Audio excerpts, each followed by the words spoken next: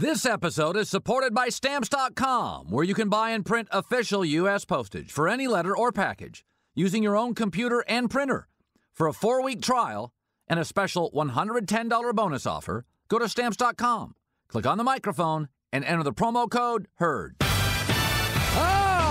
This is The Herd, wherever you may be and however you may be listening, live from Los Angeles on iHeartRadio, Fox Sports Radio, and FS1. Christine Leahy joining me on a Thursday. If you don't watch today's show from beginning to end, I feel pity for you. Okay. I feel so sad for America. If you are not willing to watch this show today, it's going to be crazy. I'm high energy. I really like your look today as well. Oh, that is... I really, really do. It's very GQ. Oh, that's so nice. Our radio audience has no idea what you're talking about. Just believe me, or turn on your TV. Okay. So I want to start. I have a million things to start with today. But yesterday I started the show, and a lot of you think I'm kooky. But I said, listen, I read body language. I read it when I met my wife. I read body language when I do sales calls, when I met Christine Leahy, trying to hire her here. I read body language. I watch the way people look, act. And Tony Romo, I said yesterday, that was conceding I'm done in Dallas. I'm done in Dallas. You watch the body language. You watch it with the sound down, which I did. He was giving you so many nonverbal cues. Well, now they've all been confirmed. According to Albert Breer, MondayMorningQuarterback.com, Tony went to the Cowboys, Stephen Jones, guys that runs a franchise, Jerry's kid, and asked him to compete for the job, and they said no. They said this is Dak's team. Said Stephen Jones, Tony's smart, he's bright, and so when he came out and said it in the end, I don't think it took him too long to figure out that it would be better for the team. Everything we said yesterday confirmed. It's over for Tony Romo in Dallas. And as I later said yesterday, Arizona, get on the phone. He's your next quarterback. So the question is this morning, how do we look at Tony Romo in Dallas? How do we look at Tony Romo in Dallas? And here's the two things that I will take away. The first one I talked about yesterday. He brought glamour back to the quarterback position in Dallas. Between Aikman and Tony, it was 6 years of a gravel road, mostly. And the second thing is his wins to this point didn't match his talent. But that is not an indictment. His wins didn't match his talent. Carson Palmer's wins haven't matched his talent. Phillip Rivers' wins haven't matched his talent. Archie Manning was way better than his wins. So was Warren Moon, Aaron Rodgers, Jay Cutler, and a quarterback many of you never saw play, Dan Fouts. Because in football, just like in business, you can't do it on an island. You can't. Bill O'Reilly swam around for 20 years in this business, and nobody knew who he was. And then he got Roger Ailes as a kingmaker. And everybody knows who Bill is. Even the great ones need help. Even Howard Stern was fired. So was Mark Cuban. So was Oprah. You need help. Phillip Rivers, Warren Moon, Tony Romo, Jay Cutler, although mostly that's on Jay Cutler. Cam Newton. Cam Newton's more talented than his record. Why do businesses fail? A million reasons. Why do marriages fail? Dozens of reasons. But in the end, they fail. Tony Romo did not fail in Dallas. He took every bullet for 6 years as this franchise was in disarray. Held them together with glue. And it's really sad that he won't get the victory cigar. But he's talented, really talented, and I'm crossing my fingers Arizona gets on the phone because it's the perfect place to go. And a little bit of a redemption there. But yesterday when I watched that press conference, it was that last 15 seconds of Tony Romo, what did I say, that told me what Jerry Jones and Tony had said. I didn't need to be in that room. I didn't need to be in that call. I didn't need to be in that moment.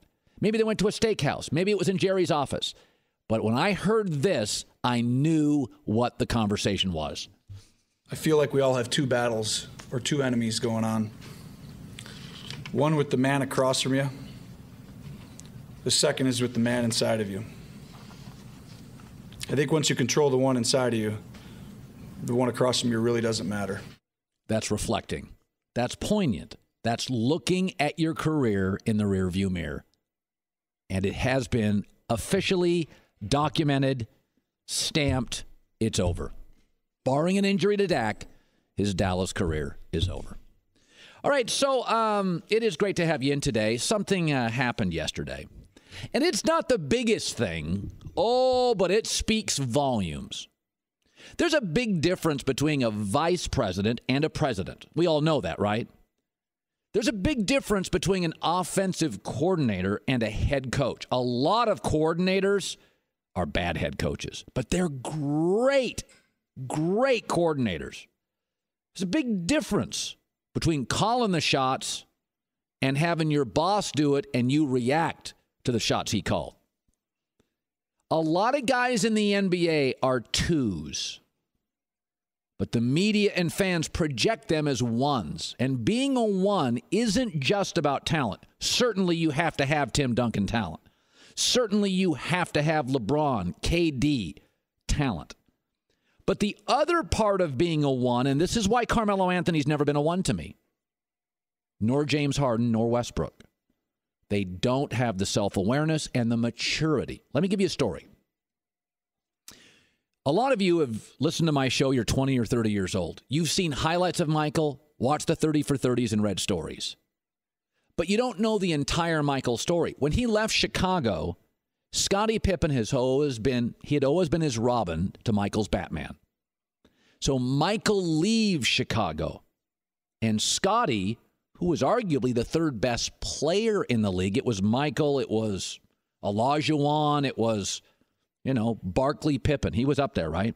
Hall of Fame player. Pippen was now elevated to number one. What did that mean? Did Pippen have to be a better player? No. But Pippen now, after games, he got all the questions. Columnists in Chicago wrote the stories about him and not Michael. When he got off the team plane, other media went right to Scottie. And what happened to Scottie? Gun charge. Wouldn't go in. Game 3 of a series against the Knicks, refused to go in. Scottie's 2. Michael Jordan dealt with all the pressure of the world like Magic Johnson, Tim Duncan, LeBron James. It's not just talent. You got to know when to say stuff, what to say, what not to say, and it takes a unique self-awareness because most of these athletes are young. When Scottie Pippen was elevated from a 2 to a 1, he imploded. He was still a great player. He had a gun charge, got into some trouble, wouldn't go into a game, pouted, finally left. Well, what do you know? Now, I've always told you Kevin Durant's a number one. I did not see moving to Golden State as immaturity. I saw it as courageous. It's easy to stay somewhere. It's tough to leave home. It's tough to go to a place you're going to get ripped and have to rebuild your business. So yesterday, Russell Westbrook, knowing that many people have already written that he's a loner, knowing that his stats say he can be selfish, knowing that Kevin Durant left him because he's hard to play with and really into Westbrook, Westbrook was asked a question about watching film and lacked the self-awareness and said, quote, "I don't watch film. I'd rather play video games." Russell Westbrook, my friends, is a 2. Look at what has happened to Russell Westbrook since Kevin Durant has left. They can't win. His turnovers have exploded. And now when they ask him questions, they never did that when Kevin was there. When Kevin Durant was in Oklahoma City, who got the headlines? Who sat after games and answered all the tough questions? It was Westbrook. Remember that one moment? Do we have that? The one moment when Mark Cuban made a comment about Westbrook and Westbrook was going to answer it and KD wouldn't even let him answer it. Wouldn't even let him answer it. Remember this moment? Let's play this tape. Remember this moment. Were you aware of Mark Cuban's comments before the game when he said Kevin was the only superstar on this team, and how do you react to that? Hold up. He's an idiot. Don't listen to this. He's an idiot. All right, that's what we got to say about that. Yeah. He's an idiot. The quiet loner, never had to ask the questions, answer them, excuse me. He's been foisted to the guy. I don't watch film. I'd rather play video games. Yep, that's a big deal. It's not a big deal, but it's a big deal. Many players maybe don't, but LeBron knows when to say stuff and when not to say it. Carmelo doesn't. Derrick Rose doesn't. John Wall complaining about a shoe deal in the middle of the season doesn't. Westbrook doesn't. 2. Unbelievable. I don't watch film. I'd rather play video games. Knowing the world knows KD left because you were hard to play with. The world knowing you're a loner. I mean, folks, that's it. I'm not sure how the media will cover this because the media loves Westbrook and they love Derrick Rose. And the media plays favorites. Remember, media bias is not only in what they write, but in what they cover. John Wall holds a charity, Sports Center special. John Wall gets thrown out of back-to-back games as a veteran, crickets. Russell Westbrook yesterday unveiled the truth. He's a 2, not a 1. I suspect the media will largely gloss over it, but that was real. And that is what I've been preaching about Westbrook for years on this show. God, I was validated with Romo and I was validated with Westbrook all in one day. No wonder I slept so darn well last night. Hi, it's the Herd. With the holidays almost here, who has time to go to the post office? Traffic, parking, the one in my neighborhood's the worst. It'll be packed. Everybody mailing holiday gifts and packages. There's nowhere to park. Do what I do. Use Stamps.com. You can avoid all the hassle of going to the post office during the busy holiday season. Everything you do at the post office, you can do from your desk. Buy and print official U.S. postage. And you can use your own computer and your own printer. And then you print postage for any letter, any package, the instant you need it. Then, hey, mailman, pick it up. So easy and convenient. Right now, sign up for Stamps.com and use the promo code HERD. You'll get a 4-week trial, a month, plus a $110 bonus offer. And that includes postage and a digital scale. Don't wait. Go to Stamps.com. But before you do anything else, click on that mic at the top of the homepage and type in HERD. Stamps.com. Enter HERD. Not a big fan of lying, but there are moments in life where you have to lie. It's debatable. No, I'm going to prove to you, Christine Leahy, you have to lie. I would like to see you try. So in Mexico City, Oakland plays Houston this week. I know what you're going to talk about. And Derek Carr for the Raiders is magical. And the Houston Texans could have drafted Derek Carr. And they passed on him, and they drafted an offensive lineman who's okay. So yesterday, Bill O'Brien was asked about Derek Carr, and this is what Bill O'Brien, the coach of the Houston Texans, who will face him in Mexico City, said. Derek Carr has turned into an MVP candidate. What did you think of him in 2014 during the draft process, and how close was he to becoming a Texan? Yeah, no, he's having a heck of a year. Heck of a year. He's only thrown 3 interceptions. He's got, I think he's completing almost 70% of his balls. Doing a good job throwing the ball down the field, and he can run. So yeah, he's doing a lot. He's got good grasp of their offense. Terrific. We evaluated all the quarterbacks, coming out in that draft, and we felt like he was definitely one of the better quarterbacks. And I think when it comes to the draft, Rick and I, we try to make the best decision for the team, and that's what we did. We chose who we chose, and we're happy with who we chose. And, okay. Derek's having a good year. Yeah, we're happy with who we chose. He's not happy with who they chose. He's going to win now, and he's not winning. And in his division, Marcus Mariota is turning into a star, and Andrew Luck already is. Bill O'Brien had to lie. Because I'm going to give you a 30-second tape. I'll play Bill O'Brien, and this is what the truth is, and everybody listening and watching knows it, and this is absolutely how he feels. Derek Carr has turned into an MVP candidate. What did you think of him in 2014 during the draft process, and how close was he to becoming a Texan? I got to be honest, Derek Carr's amazing. Rick Smith's our general manager. Blew it. I mean, we took an offensive lineman who will probably release next year. He's okay. He's not terrible, but we could have had Derek Carr. 70% of his balls are completed. Looks like a real leader. We could really use him. So, Coach, does that mean you regret giving Brock Osweiler that huge contract? Duh. In the end, I'm probably going to get fired because of that deal. I mean, Brock threw for 99 yards last week. Derek Carr's going to be the MVP. What do you think? That's the absolute truth. You got to lie. Yeah, I can see why you wouldn't say that. Because you'd be throwing your GM, your locker room, Brock Osweiler, the offensive line, under the bus, and you would create in a dogfight now in the AFC South, where Marcus Mariota and Luck now, for the next 10 years, you could have had Derek Carr. You don't have Derek Carr. You're not going to win the division for 10 years, and you're probably going to get fired. That's one of those, you just lie. You just lie. Because you can't say the truth in that situation. Your GM blew it, and you're not winning for a decade. That's the truth. And Brock Osweiler ain't worth half of what you're paying him. He is a stiff. Can't always be honest. Speaking of honest, if you ever...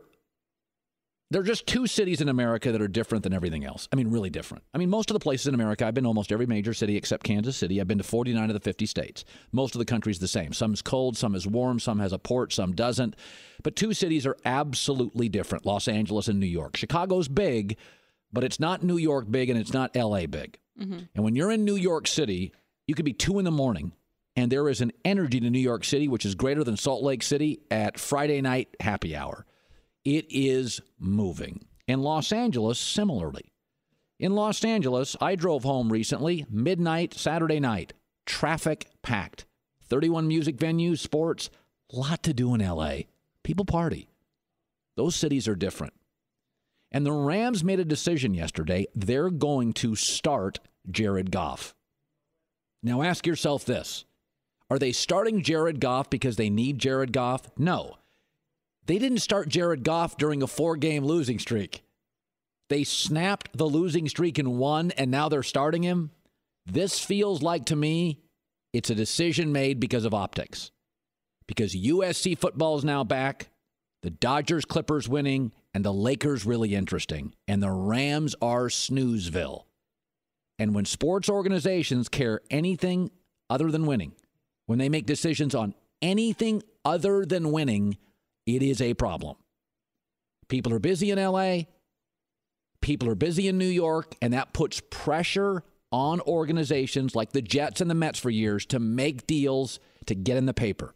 The New York Jets want to win the press conference. The New York Giants want to win the Super Bowl. Rex Ryan wants to win the press conference. Belichick wants to win the Super Bowl. There are organizations in sports. It's often the number 2 team in a city that's already got a dominant one. Clippers to the Lakers, White Sox to the Cubs, Jets to the Giants, Angels to the Dodgers, where organizations make moves, not about winning, but winning the press conference. This doesn't feel good. So Jared Goff, a couple of weeks ago, not ready. They snap a losing streak.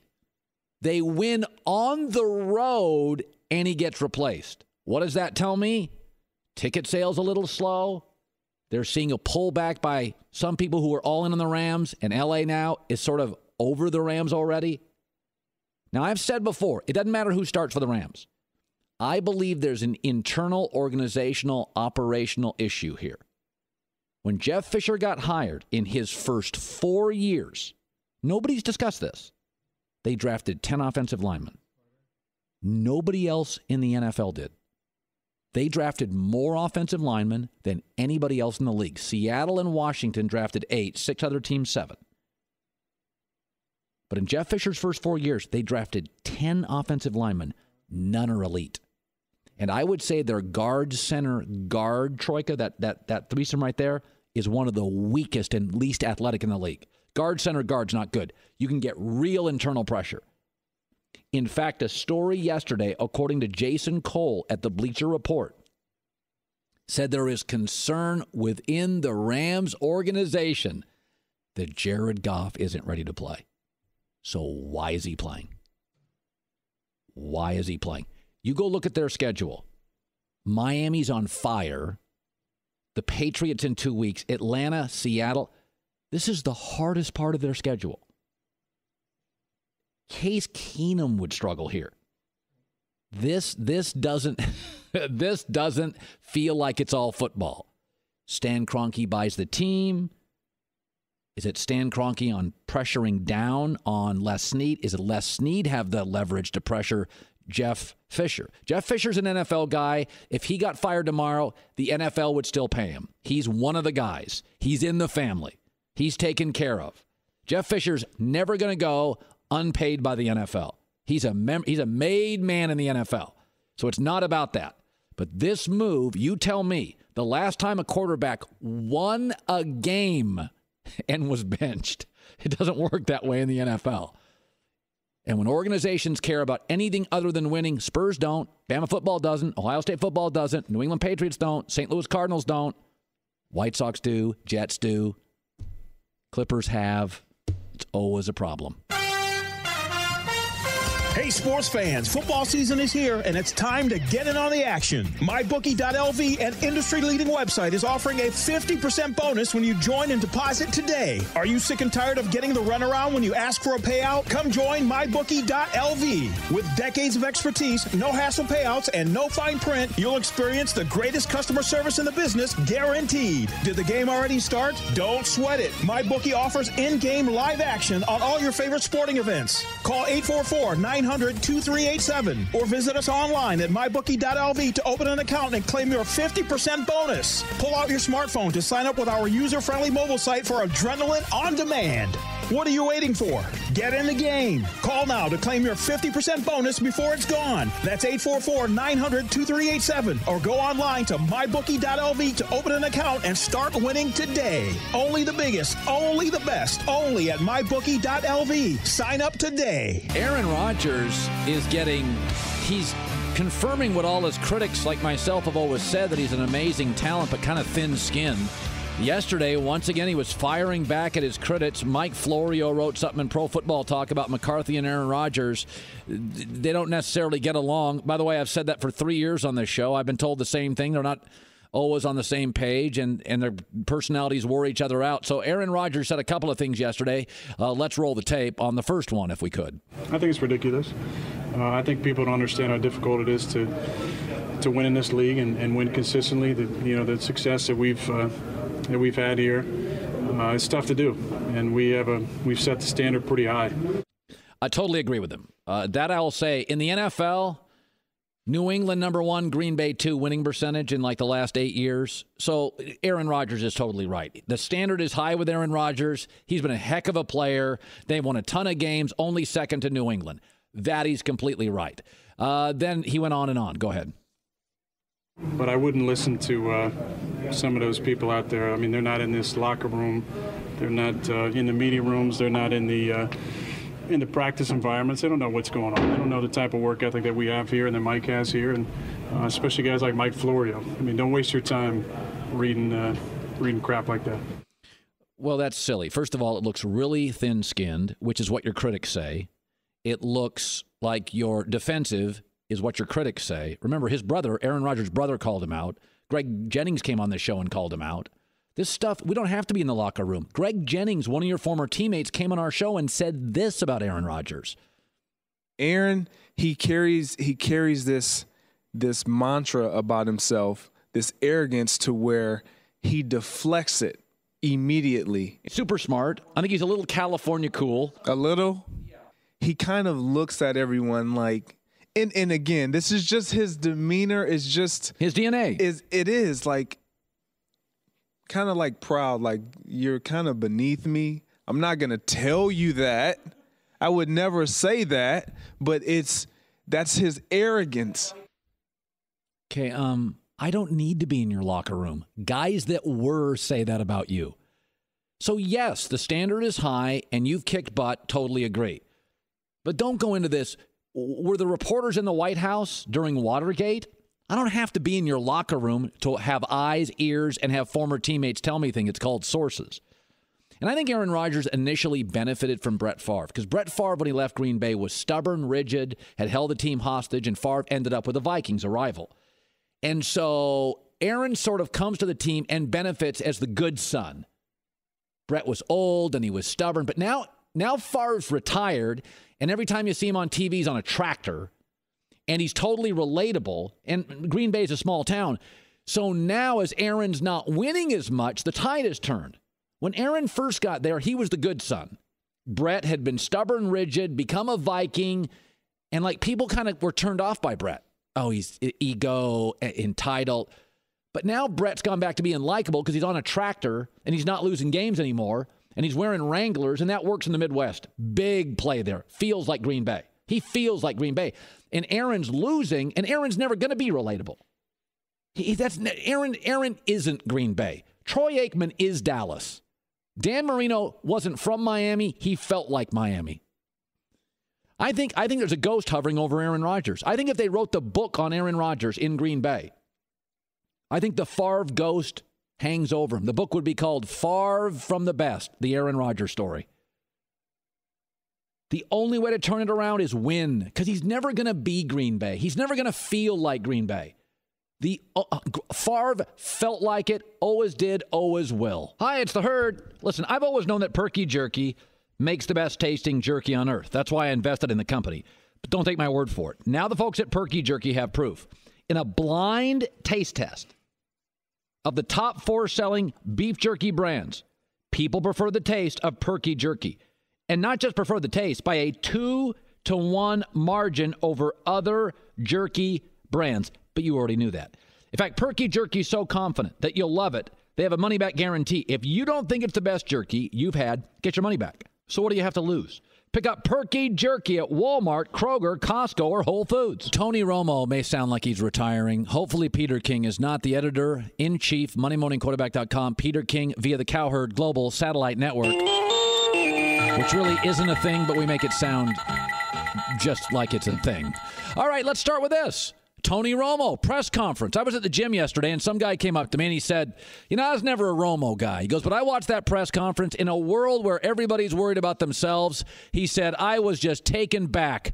He goes, I was never even a Romo fan. I hate the Cowboys. And he goes, God, I love Tony Romo today. What was your takeaway?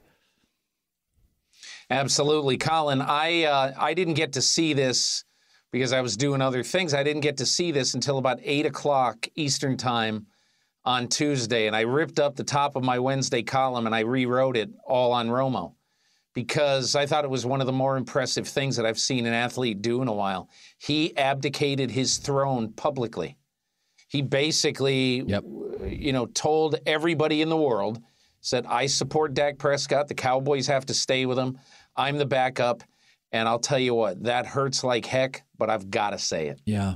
Albert Breer wrote a great piece about Romo asking for his job back. That was our lead story today. A nice job of reporting with Stephen Jones. Are you surprised that the Cowboys, whether it's right or wrong, said, no, Tony, we're not going to screw things up? Are you surprised they didn't give him a shot to compete for the gig? I think, how can you do that in November? How do you do that when your team, as of last week, had won 7 in a row? You're going to Pittsburgh to play Ben Roethlisberger, and you're holding an open competition for the job? That's just not going to work. I mean, you don't have time to do that in the middle of November in the teeth of your before your toughest game. So I think the Cowboys were probably handled it as well as they could. Stephen Jones basically acknowledged it to Breer in his column at the MMQB today that in essence, they had to stay with what was working. And I think Romo understands, especially when Romo then goes out and has it reinforced in Pittsburgh on Sunday. Right. And, look, what I wrote in my column, Colin, is basically this. I was in training camp on the day that camp broke in Oxnard. And to see the reverence that the fans and everybody there has for Romo, he was the king of the hill. however much you like Romo or whatever you think of him, he was the most important player on that team, and he was about to have the best chance that he's ever had to go deep into the playoffs this year. And with one Cliff Averill hit, it all went away. And so before anybody would say, call Romo any names or anything like that, what I would say is just put yourself in his shoes and say you've had the best opportunity of your life taken away. And, let's think of Romo a little bit and think of how much he hurts. And, hey, he makes $1 jillion. I don't care. It's all about sort of being a human being for a while. And I just really, really appreciated the way Romo handled it Tuesday. Peter King, Monday Morning Quarterback.com editor-in-chief. So you're a professional reporter. I'm more of a professional speculator. Arizona seems like an interesting fit for Tony Romo. Am I crazy? Bruce Arians? You have I think to me, I think there are 4 teams. The obvious ones are Chicago and the Jets. I can't imagine Chicago stays on this horrible Jay Cutler treadmill. I can't imagine that. I can't imagine that the Jets are going to bring back Fitzpatrick. And when you're in New York City, can you say, well, we're either going to play Bryce Petty or Christian Hackenberg? I mean, that's not very likely. But I think the other 2 teams, Arizona, you mentioned one, and I think Denver is the other one. Yep. What happens if they're a first-round playoff loser and the great story of the year, Trevor Siemian, coming from a platoon job at Northwestern to quarterbacking the Super Bowl champions, what if he continues to sort of fall to earth? Yep. John Elway is not just going to say, well, we'll see what happens in training camp this year. But, again, I think those are the 4 logical teams, and I agree with you. Unless Carson Palmer ups his game a little bit down the stretch, if I'm Bruce Arians, I might be looking in the offseason. So Aaron Rodgers went after the Mike McCarthy attackers, singled out an NBC colleague, Mike Florio. My initial takeaway was, wow, he's sort of validating his critics who call him thin-skinned and defensive. I was surprised that he mentioned a media member. My takeaway is, why are you even punching down? Does this in any way validate some of those, myself included, that think he's a transformative Hall of Fame talent, but he is a little thin-skinned? He is at times. You're right about that. And I just point to 2 numbers, okay? The first number is 8-11. That's the Green Bay Packers and Aaron Rodgers' 1-loss record in the last 19 games. You can say whatever you want about last year. Okay, they missed Jordy Nelson and everything like that. Okay, now they got Nelson healthy. They've got everybody healthy, in their receiving core basically. And right now, here's the other number that startles me this year. Okay, and that's the number 32. Aaron Rodgers is dead last in the NFL this year in deep passes. Pro Football Focus has this category. Passes thrown 20 yards and longer past the line of scrimmage. Aaron Rodgers, who always has had a marvelous deep arm, is dead last in the NFL in long throws this year. And you might say, well, maybe he's getting run all over creation. He's got the second most time to throw the ball this year, according to Pro Football Focus. Only Tyrod Taylor has more time behind the Buffalo line than Aaron Rodgers has had behind the Green Bay line. So all I'm saying is that, okay, maybe he's had a few drops. No question about it. He might have had that. We've got to start looking at Aaron Rodgers right now. And we've got to start asking this question: why isn't Aaron Rodgers playing well when he has his cast of characters, with the exception of a running game that has been oftentimes subpar? But he's got his receivers, and he's got time to throw. And he is simply not anywhere near the accurate quarterback that he was 2, 3, 4 years ago. Finally, you had a unique experience with Drew Brees this week. What was it? Well, on the NBC pregame show tonight, Colin, before the Carolina-New Orleans game, I'm going to have a story on there.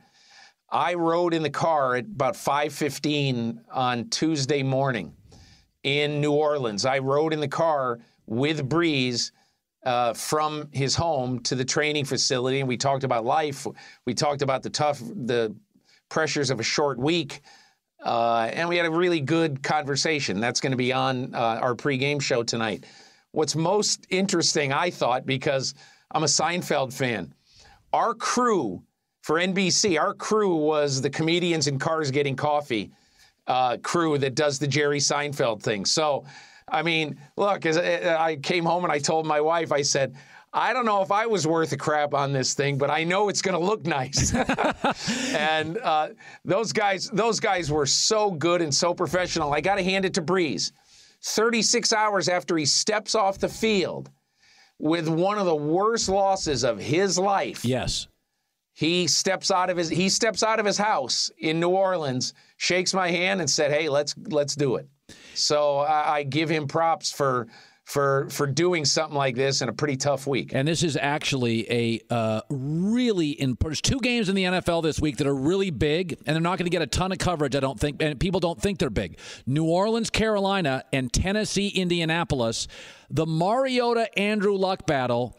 This is very interesting. Mariota, something has happened, Peter. The light has clicked on. He and that offense have been tremendous for the last month. And of all these young quarterbacks, Derek Carr is clearly a franchise quarterback. That kid in Nashville, I don't know how much you've seen of him. I watched that game. I watched him last week, Peter. Accurate, big, mobile, strong. He kind of blew me away. I will just say this, Colin. I know they're a game out right now. But if I had to go to Vegas and put $5 on some team to win the AFC South right now, I'd pick Tennessee. All you got to do is watch them run the ball. All you got to do is watch them throw the ball. They have been fantastic on offense. And Mariota, and he's simply doesn't turn it over much. Never. He doesn't. He's not had a red zone interception, which is unbelievable. And in his first year and a half in football, not thrown an interception inside the 20, that is amazing. And I agree with you. And I think this game tonight is very close to a playoff game. It's an elimination game. 7 weeks to go in the season. Yep. Peter, great talking to you. MondayMorningQuarterback.com. Thank you so much. Thanks, Colin. Catch the Herd from noon to 3 Eastern on iHeartRadio and FS1. Russell Westbrook and OKC beat Houston last night. James Harden really struggled from the field. And here's a play at the end of the game. Westbrook is, and I've said before, if you gave me the 2, I would take Westbrook over Harden. I think he's more athletic and he plays a little better defense. And here's Westbrook near the end of the game to finish things off. Watch. Under by 3 with 7.1 remaining. Westbrook shows from the basketball. Goes to the rim. And sticks the dagger into the Rockets. Well, you know what I'm going to say. That was nasty at this point in the game. As Russ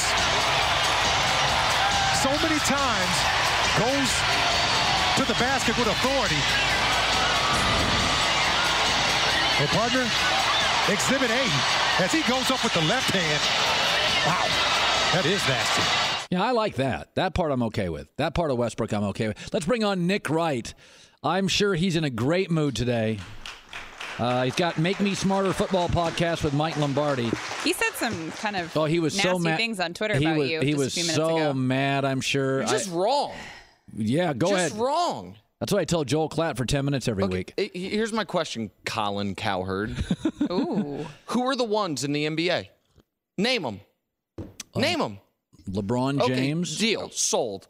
Okay, we got agreement on that one. Yeah, but that's the only one you're going to be able to name because the standard you hold Westbrook to, no one else reaches. I finally found the one person in the world who's a bigger LeBron fan than me. It's you. You're evidently the guy that every museum you go to, you look at it and say, Mona Lisa's better. Ain't the Mona Lisa. Like, you can't compare. So tell me, I want to know the list of ones. If Westbrook and Harden aren't ones, tell me who they are. I don't think there's many. I think currently playing LeBron's a 1. Yeah. KD's a 1. So hold on. So Kevin Durant's a 1. Yeah. Despite being the 1 on a team that blew a 3-1 lead. And, here's the thing on KD. No, blowing leads does not make you... Okay, that's fine. Yeah. Here's the thing on KD. blown leads. If you... Never a 3-1 lead, but that's fine. If you decided that this video game thing's a big deal, because with respect, Westbrook ain't your guy. if Durant wasn't your guy, you would have decided getting Rick James's face emblazoned on his thigh. Oh, this shows he's having an identity crisis. What does he want? Who does he need? Yeah. He's going to play with Steph. So Durant, we could easily disqualify. But who else? So now we have 2-1s. Chris Paul. Chris Paul, who's never been to the Western Conference Finals. Again. Chris Paul, who has melted down in the playoffs. Chris Paul, who rides a banana boat. Something like, if you didn't like Chris Paul, like, oh, he's in the offseason, he's riding a banana boat, should be watching film. Those are things I've never said on the air. What's I that? have no problem with banana boats. I have a banana every morning, and I like fishing. Okay, I'm not anti-banana boats. So Chris Paul's you're creating things that I have never said. First of all, there's very few ones. Very few in the league. So we have 3. Is it only 3? I mean, like Magic was a 1, Bird was a 1, Michael was clearly a 1, Pippen was always a 2, Barkley had the personality of a 1, Duncan was a 1, LeBron's a 1, Chris Paul's a 1. I think Kawhi Leonard will become a 1. He's very darn close. Kawhi has never had to answer the questions you're saying. Russ has never had to answer. That's what I'm saying. He hasn't, so I think he will. And I think he'll have the discipline and the self-awareness. And you have to have talent. All these guys have talent. Do you have the self-awareness to not always eat the Snicker bar in front of you? Okay, so that's interesting because you're upset. I don't know if upset's the right word. You're banging on Russ because he was honest and said, I don't watch film. And since the guy, he's been outside of LeBron, the best player in the sport this year, is averaging 32, 10, and 10. He's carrying a team. And I know you say he's selfish, even though he's second in the league in assists this year, second in the league in assists last year. By the way, turnovers are a stat as well. Yeah, check LeBron's turnovers. LeBron, the God, my God, your God. LeBron's near the top of the league in turnovers. You have the ball in your hand that much, you're going to turn the ball over. You're throwing it to guys who can't necessarily handle it that well. You're going to turn the ball over. No, you can't dispute that Russell's been amazing. 32, 10, and 10. He's an amazing talent. But you're mad he's not watching film. Because I'm not mad. You're mad that he said he was not watching film? I'm pointing out the difference between Al Gore and Clinton is not saying I invented the internet. It's not IQ. Clinton wouldn't say I invented. The difference between Obama and Hillary, one goes to Wisconsin. Okay, that's once. I agree with those points, by the way. I don't think they apply here because, and again, you know how much I love you. If you needed a kidney, I'd give it to you. By the way, if I keep drinking the way I'm drinking out here, it's about 2 weeks away. But you're the only person. You're like, he says I didn't watch film, and now the media's on him. Just you. It's just you. What you're doing to Russell is you're saying he shouldn't have said this because people are going to bang on him. The evidence is watch me bang on him. It's like a circle that never ends. No, because I believe, and I've said this before, again, I'm going to validate my position, is that I don't read Slam magazine. Okay. And it doesn't matter. It's a good publication. It doesn't matter. It is for the fans. But when you really talk to people in basketball and the history of the sport, I can point to something that is indisputable. 6'3", ball-centric, 43% guys are not ingredients. They're deterrents to titles. The media confuses the two. The media is like, that's a deterrent to it. Because this league was initially about centers to win titles, now it's become more about wings to win titles. Star wings don't want to play with Iverson, Marbury, Wall, Westbrook. John Wall is represented by LeBron James. Mm-hmm. They could funnel players to him. Nobody wants to play with John. Yeah, KD So my point though is kind of indisputable. I've got a list of like 19 Stevie Francises. I covered one, Damon Stoudemire. They wear guys out. But none of those guys were Russ. None of those guys had double-digit assists back-to-back years. Iverson was pretty good. Listen, I think Iverson was great, but he was never close to Russell in assists. All those guys were shoot. Russell is, you know why Russell's not watching film? It's not because he's infatuated with Call of Duty. It's because his belief is this. It is not about what you do. It is about what I do. In a world of the freakest athletes on the planet, he's the biggest freak. So he's saying, you got to stop me. And the reason this upsets me. But you know what you just described? You know what a therapist would call that? Delusion. A therapist would say, you do realize happiness takes a village. Okay, you can't Ms. Clinton. You just can't say, my world is all about if I do. Well, LeBron could say that, but what makes LeBron a legend that he's like, Sharing is why I win titles. Of course, but LeBron, listen, no one measures up to LeBron in anything. I get it. I'm with you. He's going to go down as the greatest basketball player ever. I believe that. No. I think he's already number 2. Oh, I think he is. I mean, he doesn't seem like he's slowing down. He's going to end up with every record, but whatever. Clearly a top 3 guy. But you mentioned, if we go back to the beginning, and you mentioned all the ones, you're like Magic was a 1, Michael was a 1, Bird, Duncan, LeBron. You know what all those guys have in common? What? That's 5 of the 8 greatest players in the history of the sport. I fold my hand. I concede Russ is not going to be one of the 8 greatest players in the history of the sport, but he's one of the 5 greatest players playing right now. And if we tear him down for what he's not, if Russell Westbrook's not good enough, then what that means is in a league 12 times 30, of 360 players, 358 of them ain't good enough. And that's, first of all, you think it's tearing down. Because it is. Let me shift the paradigm. The message I am giving to young basketball players: play with KD and he won't leave you. Share the ball. I don't want to hear about your hops at the AU tournament. Share the ball. But you're discounting his assists. Okay. That's not sharing. If his assists are so great, why did KD just leave? Because, I don't know, maybe he liked the weather. Maybe he wanted to hang out with Draymond. Maybe he didn't like Oklahoma City. There's a million reasons he might have left. There's one. Because KD now scores as much, takes fewer shots, and the game is easier. Right, but that's... okay. Am I wrong on that? No, you're right, but your argument, therefore, because it's better in Golden State, means Russ was the problem. Well, he was. Why would KD leave?